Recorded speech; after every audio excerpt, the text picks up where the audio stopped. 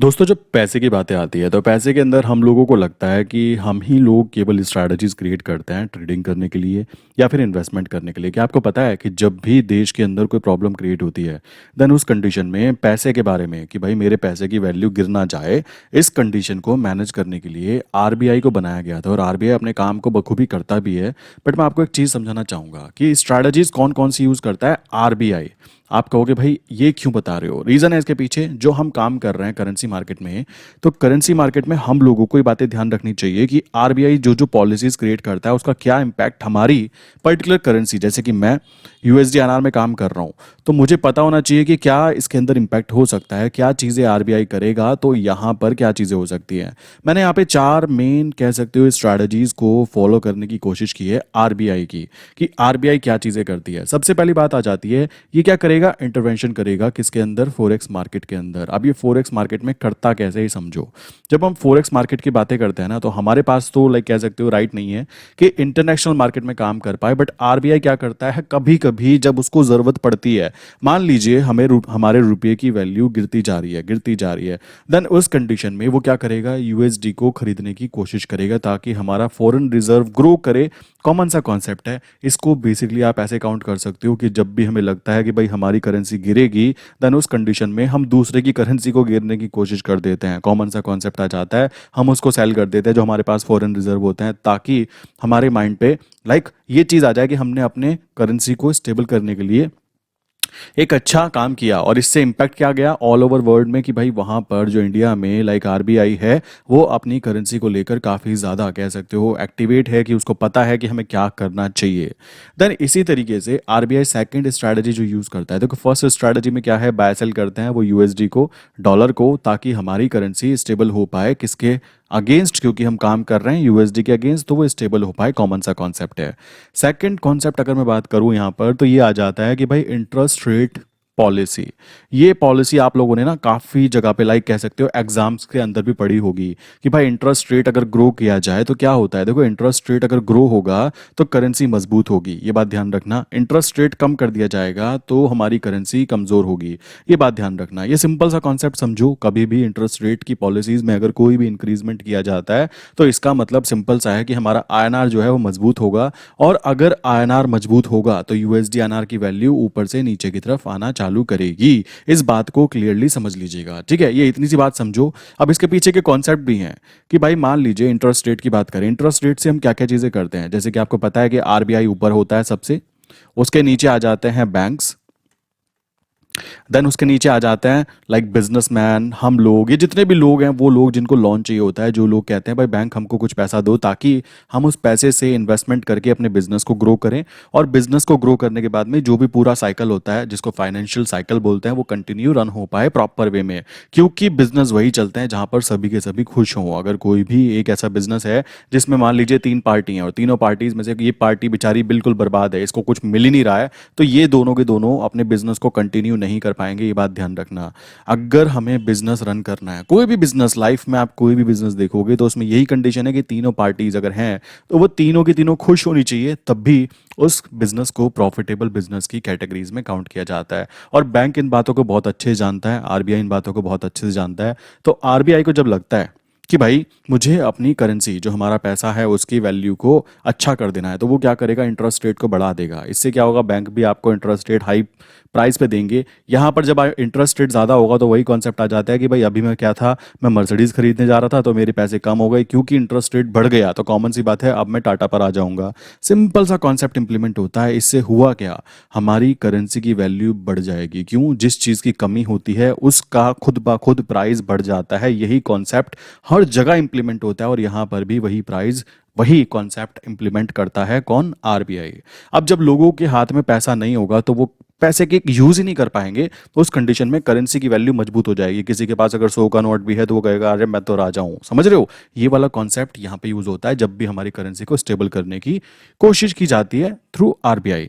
Then उसके बाद इसी कंडीशन को उल्टा कर दो, पहले तो सोचो, जब हमारी करेंसी मजबूत होगी तो जो बाहर के इन्वेस्टर्स हैं वो यहाँ पे आना पसंद करेंगे। क्यों?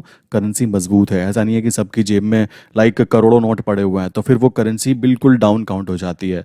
तो इन्वेस्टमेंट बढ़ाने के लिए भी कभी कभी क्या करते हैं, आरबीआई क्या करेगा, अपनी पॉलिसीज में इंटरेस्ट रेट को इंक्रीज करेगा, ताकि दिखाया जा सके कि हमारी करेंसी एक स्टेबल करेंसी है एंड काफ़ी ज़्यादा प्रॉफिट हो सकता है अगर बाहर के इन्वेस्टर्स हमारे देश में आके इन्वेस्ट करते हैं। तो ये पॉलिसी तब ली जाती है जब इंटरेस्ट रेट बढ़ाया जाए। सोचो, अगर हमारे जनता के पास में पैसा हो बहुत ज़्यादा, तो एक चीज़ जो 100 रुपए की थी, आप बोलोगे 100 रुपए की है, चलो भाई मान लो एक छोटा सा एग्जांपल सब्जी की बात करते हैं। कोई 100 रुपए की सब्जी है, आप कह रहे हो भाई मैं भी 100 रुपए देने की तैयार हूँ, दूसरा बगल वाला बोलता है मैं 120 दूंगा, मुझको दे।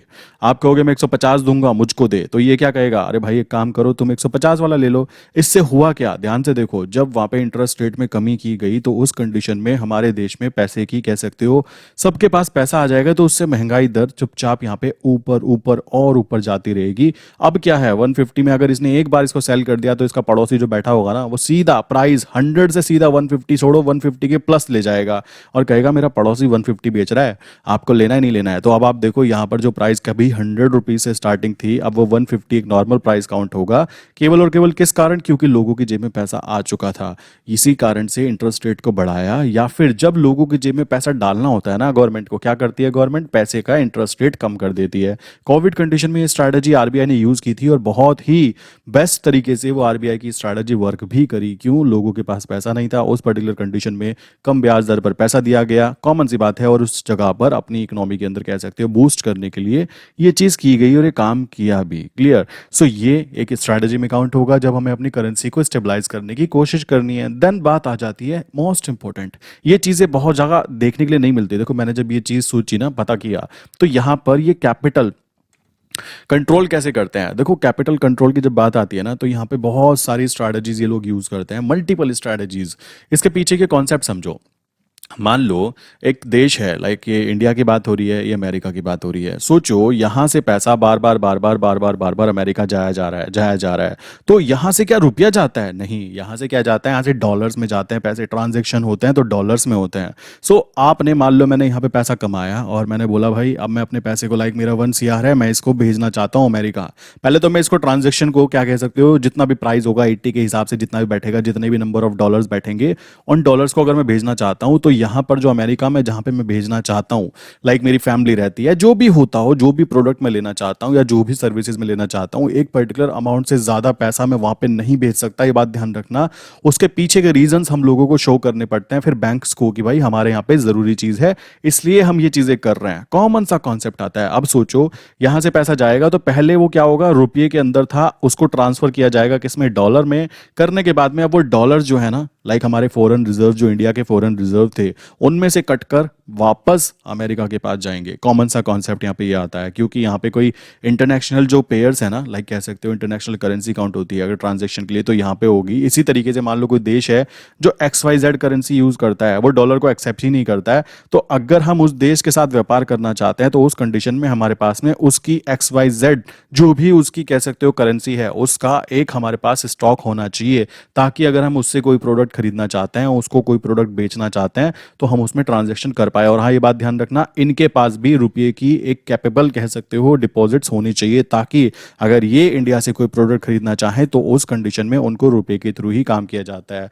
कह सकते हो सबकी इंडिविजुअल करेंसी है और सबके पास में एक दूसरे की करेंसी का रिजर्व होना चाहिए, ताकि एक पर्टिकुलर देश के साथ में अगर काम करना चाहते हो, देन उस कंडीशन में आपके पास में वहां की करेंसी के काफी ज्यादा स्टॉक्स होने चाहिए। तो ये स्ट्रैटेजी कंट्रोल की जाती है, कैसे, कह सकते हो, कैपिटल कंट्रोल स्ट्रैटेजी के तहत। इसके अंदर आपके जो फॉरेन रिजर्व होंगे वो एक लिमिटेड नंबर ऑफ अमाउंट से ज्यादा आप कहीं पर ट्रांसफर नहीं कर सकते हो। हाँ, रिसीव कर सकते हो। रिसीव करने पर जो चीजें होती हैं वो कंट्रोल नहीं है। रिसीव करना मतलब वहां से जो भी चीजें आप सेंड कर रहे हो, मान लो अमेरिका से कोई इंसान अपने फैमिली को पैसा भेजता है, तो वही पॉलिसीज अब ये लोग भी फॉलो करेंगे कि एक नंबर ऑफ अमाउंट से ज्यादा आप नहीं भेजोगे, या जो भी चीजें एक नंबर ऑफ, लाइक कह सकते हो, पेमेंट्स के अलावा आप ज्यादा कुछ नहीं कर सकते। सारी चीजें जो होती हैं ये पॉलिसीज आती हैं कैपिटल कंट्रोल स्ट्रैटेजी के तहत काउंट होती है। और ये बहुत ज़्यादा इंपॉर्टेंट हो जाती है, क्योंकि सोचो सबके सब अगर पैसा बाहर ही भेजने लगेंगे तो डॉलर खत्म हो जाएंगे, और उस कंडीशन में हमारी कंडीशन भी अप्रॉक्स पाकिस्तान जैसी हो सकती है। क्यों? हम कुछ खरीद ही नहीं पाएंगे। आज के समय में हर चीज़ खरीदने के लिए डॉलर्स की ज़रूरत पड़ जाती है, ऑयल हो या फिर कोई भी प्रोडक्ट हो। देन उस कंडीशन में हमें अपने कैपिटल्स को बचा के रखना मोस्ट इंपॉर्टेंट काउंट हो जाता है। शेयर मार्केट की तो बात अलग है, उस पर तो इम्पैक्ट पड़ेगा ही पड़ेगा। अगर ये स्ट्रैटेजीज यूज़ नहीं की गई आरबीआई के तहत, देन यहाँ पे प्रॉब्लम हम आम जनता की जेब पे भी आने वाली है। क्योंकि हमारा पैसा मान लीजिए 80 रुपीज़ चल रहा है अभी यूएसडी आईएनआर, अगर ये लुढ़कना चालू हो गया, लुढ़कने का मतलब होता है गिरने का मतलब है नीचे की तरफ नहीं, ये ऊपर की तरफ भागेगा, 81 हो जाएगा, 82 हो जाएगा, 85 हो जाएगा। उस कंडीशन में आपकी जेब में, आपके बैंक अकाउंट में रखा हुआ जो 1 CR है ना, उसकी वैल्यू खुद ब खुद कम होती जाती है। ये बातें हमें पता नहीं लगती। पता है क्यों? क्योंकि हम ये policies, RBI policies, like interest rate policies, इनके बारे में कभी पढ़ते नहीं है। इकोनॉमिक्स काफ़ी ज़्यादा बोरिंग सब्जेक्ट है, ठीक है, बट ये बात ध्यान रखना, अगर ये चीज़ आपको पैसे कमाना है तो ये कॉन्सेप्ट आपके क्लियर होने चाहिए कि क्या क्या चीज़ें मार्केट में हो सकती हैं, किन कंडीशंस में मनी मार्केट वर्क करती है, कैसे मॉनेटरी पॉलिसी किसी देश की वर्क करती है, कौन कौन सी ऐसी इंस्टीट्यूशंस हैं जो वहाँ पर उन चीज़ों को मैनेज कर सकते हैं। अब ऐसा नहीं है कि घर बैठकर मैं ये कहने लगूँ कि डॉलर्स को आप ट्रांसफर नहीं कर सकते। भाई मेरे पास कोई भी ऐसे राइट्स नहीं है। यहाँ पर आरबीआई ये पॉलिसीज क्रिएट करती है with using like most important जो भी इंस्ट्रक्शंस मिलते हैं उसको गवर्नमेंट की तरफ से भी और अपनी तरफ से भी, वो खुद दिमाग लगाकर काम करते हैं। उनका काम है हमारी करेंसी को स्टेबल रखना, हमारी करेंसी में ज़्यादा फ्लक्चुएशन, गंदे वाला फ्लक्चुएशन ना आए। इससे प्रॉब्लम बहुत ज़्यादा हो जाती है। कोई भी हमारे देश में इन्वेस्टमेंट करना पसंद नहीं करेगा अगर हमारी करेंसी बहुत ज़्यादा फ्लक्चुएट करेगी कि भाई आज वो 80 पर थी, कल वो 90 पर हो जाए, परसों वो 70 पर हो जाए। तो इस कंडीशन में कोई भी इन्वेस्टर हमारे देश में इन्वेस्ट करने के बारे में सोचेगा भी नहीं। क्लियर? देन उसके बाद में नेक्स्ट जो आती है, मोस्ट इंपॉर्टेंट कह सकते हो, इसमें ही एक और काउंट होती है। पॉइंट नंबर 4 की बात करूँ तो यहाँ पे आता है फॉरेन एक्सचेंज लाइक रिजर्व रखना, जो मैंने भी आपको बताया। मान लीजिए मैं कहता हूँ कि भाई मुझे कोई प्रोडक्ट खरीदना है, जैसे कि मान लीजिए मैं इंडिया में रहता हूँ, इंडिया में रहते हुए मैंने ऑस्ट्रेलिया से कोई प्रोडक्ट खरीदना है, या फिर मुझे चाइना से कोई प्रोडक्ट खरीदना है, या फिर मुझे कह सकते हो किसी भी देश से खरीदना है।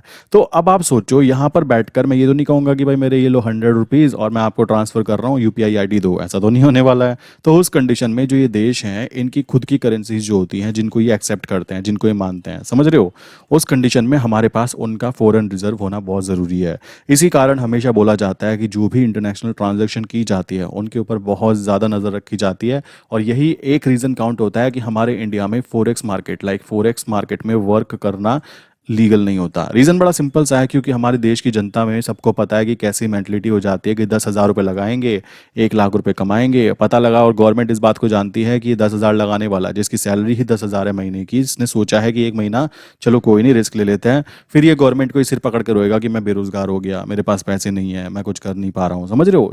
इस बात को ध्यान रखते हुए भी फॉरेक्स मार्केट इनलीगल काउंट होती है इंडिया में।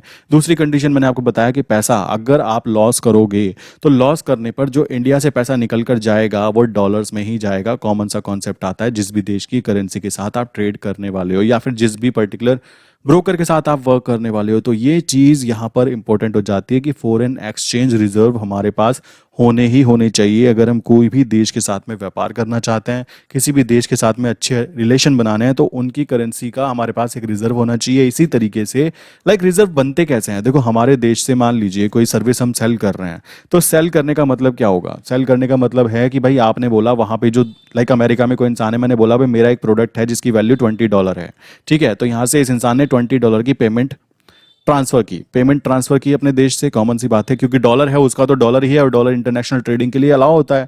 तो वहां से $20 आएंगे, और वो डॉलर कहाँ पे आएंगे? वो जाएंगे बैंक्स के पास। यहाँ पर मेरे $20 को रख लिया जाएगा, और वहां से $20 की जो करेंसी की अभी वैल्यू हमारी चल रही होगी, मान लो 80 के हिसाब से, तो 80 इंटू 20 देखा जाएगा। तो यहाँ पे कॉमन सी बात है, 1600 रुपीज़ मेरे बैंक अकाउंट में यहाँ से वो कन्वर्ट होकर लाइक 1600 रुपीज़ मेरे बैंक अकाउंट में आ गए। तो इस तरीके से ये पैसे जो मुझे दिख रहे हैं ना, ये वहां से नहीं आए हैं, ये तो मुझे यहाँ से आरबीआई की तरफ से जो इशू है वो पैसे हैं। और जो वो डॉलर आए थे वो कहाँ पे रख दिए गए? हमारे फॉरेन रिजर्व में वो $20 ऐड हो गए कि हमारे देश के किसी इंसान ने बाहर के देश को सर्विस प्रोवाइड की, और वहां से जो पैसा आया लाइक वो पैसा उस बंदे को भी मिल गया और हमारे देश के फॉरेन रिजर्व में ग्रोथ हो गई। तो कुछ इस तरीके से फॉरेन रिजर्व में ग्रोथ भी होती है, ये बात ध्यान रखना। हमारे देश में जितने ज़्यादा लोग प्रोडक्टिव होंगे, कोई ऐसा प्रोडक्ट, लाइक अमेरिका की बात करूँ ना मैं, 60% लोग वहाँ पे बिजनेस करने की तरफ ज़्यादा फोकस कर रहे हैं। 60% लोग कम नहीं होते। और हमारे यहाँ की बात की जाए तो भाई यहाँ पे 5% 7% लोग जो है ना, वही लोग पूरे कह सकते हो पूरे देश की इकोनॉमी को रन करने की कोशिश कर रहे हैं। समझ में आया क्यों रन करने की कोशिश कर रहे हैं? क्योंकि बिजनेस माइंडसेट करना और उसको इंप्लीमेंट करना बहुत मुश्किल काम है आम जनता के लिए, जहां पर हम लोगों ने भुखमरी तक देखी है कि भाई एक गवर्नमेंट जॉब ले लो और जिंदगी भर कह सकते हो सेफ्टी एंड सिक्योरिटी के साथ जीना है। वो मेंटलिटी हमारी चेंज जब तक नहीं होगी, तब तक हम लोग यहाँ पे अपने फॉरेन रिजर्व को बहुत बड़ा नहीं कर पाएंगे। अमेरिका क्यों कर पाता है? रीजन है उसके पीछे भाई, वहाँ पे हर बंदा कह सकते हो आगे यहाँ पे ग्रो करने की बातें करता है। अब हमारे इंडिया में ये ट्रेंड चेंज हो रहा है, और जिस दिन ये ट्रेंड कंटिन्यूअसली चेंज होता रहेगा, उस कंडीशन में कोई इंसान गवर्नमेंट जॉब छोड़ो, जॉब करना पसंद नहीं करेगा, बिजनेस पे फोकस करेगा। और जब बिजनेस क्रिएट होंगे तो आप समझ सकते हो कि वहां से हम अपने प्रोडक्ट को ऑनलाइन लाकर मल्टीपल जगह पर सेल करेंगे, तो वहां से डॉलर्स में और दूसरे दूसरे देशों के करेंसीज के अंदर जब हमारे देश में इन्वेस्टमेंट आएगी, कैसे हमने वहां पे अपना प्रोडक्ट सेल किया, हम लोगों को तो यहाँ पे रुपया मिल गया। समझ रहे हो? ये भी कारण है कि फॉरेक्स एक्सचेंज रिजर्व हमें रखने जरूरी हो जाते हैं।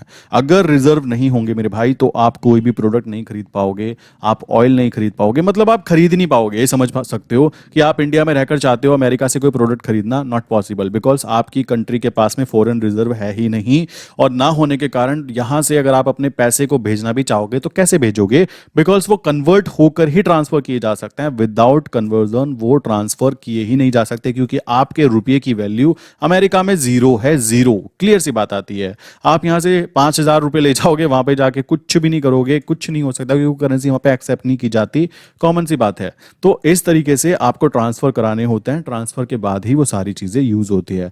आई विश कि आपने ये बात तो क्लियर कर ली होगी कि हमारे पास में जो आरबीआई है, क्या वो सच में काम करता है नहीं करता है। अभी आपने 4 दिन पहले देखा होगा, एक डिप लगाई, यूएसडी आना नीचे गिरा।